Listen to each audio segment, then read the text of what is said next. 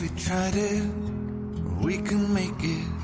But don't we ever just take some chances?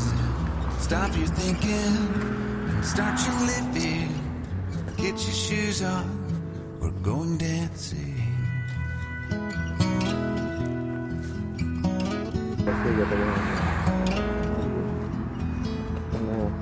There's living problems, we could solve them. Try another. ෂව් යාළුවනේ අද උදෙන්ම ආවා මේ අද කරන්නේ තක්කලි ගස් ටික මේ බඳින්න යන්නේ. මොකද තක්කලි ගස් වල දැන් අපි දෙවෙනි මේ එකත් බැඳලා තියෙන. නමුත් දැන් තවත් උස ගිහිල්ලා ඒක නිසා ඒකට තව තුන්වෙනි ලීයක් බඳින්න ඕනේ හරහට. නැත්තම් දැන් ඔයගොල්ලන්ට පේනවනේ කොච්චර උස ගිහිල්ලාද කියලා. ඒක නිසා තමයි මේවට තව හරහට ලීයක් බැඳලා ඒව ගැට ගහන්න ඕනේ. මම ඒක පෙන්නන්නම් ඔයගොල්ලන්ට කොහොමද ලීය බැඳලා ගැට ගහන්නේ කියලා. මේ තක්කලි ගස් අපි හිටවල හරියටම තාම මාස දෙකක්වත් නැහැ පැල හිටවලා. බලන්නකො දැන් මීටර් එකමාරක් විතර නෑ මගේ උසට ඇවිල්ලා තියෙනවා. මීටර අඩි 5ක් විතර උසට ඇවිල්ලා තියෙනවා දැන් මේ තක්කලි ගස්.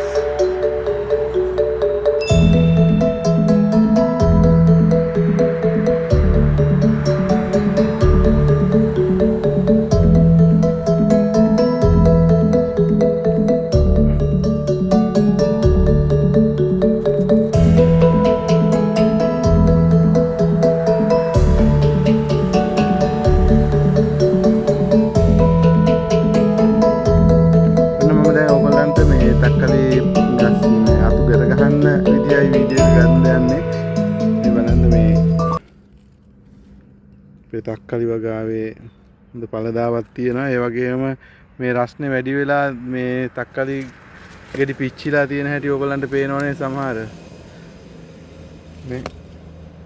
මේ රස්නේ වැඩි කාලට මේ ගොඩක් වෙලාවට සමහර ගස්වල ගෙඩි මේ වගේ පිච්චෙනවා.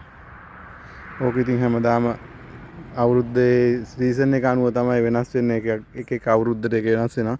සාමාන්‍යයෙන් මම මේවයි ඔක්කොම මේ යට අතු කපනවා.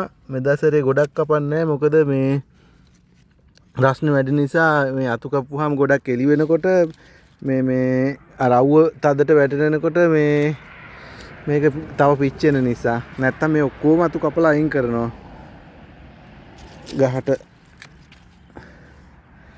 අනිත් එක මේ පැත්තෙන් දාන අතු මේ වගේ ඒවා මේ අතු ඔක්කොම කපනවා. නැත්තම් මේ ගෙඩි වලට මේ අතු කපලා දාන්න ඕනේ.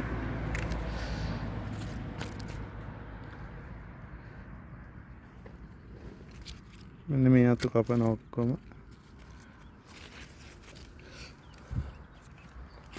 මේවා දැන් ඔක්කොම උඩට අල්ලලා ගැට ගහන්න ඕන.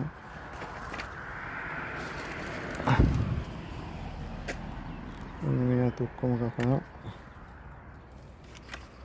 මේ වගේ මේ අනිත් එක තමයි වැදගත්ම දේ තමයි තක්කලි ගස්වල මෙන්න මේ වගේ සවුත් වෙච්ච කොළ ලෙඩ වෙච්ච මේ සවුත් වෙච්ච කොළ ඒව කපලා අයින් කරන්න ඕනේ.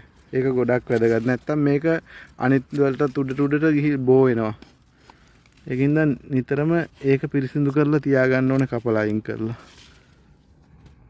මෙන්න මේ වගේ පිච්චිච්ච කොළ සවුත් වෙච්ච ලෙඩ වෙච්ච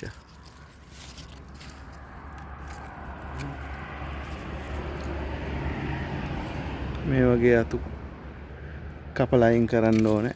ඒව වැඩක් නැහැ.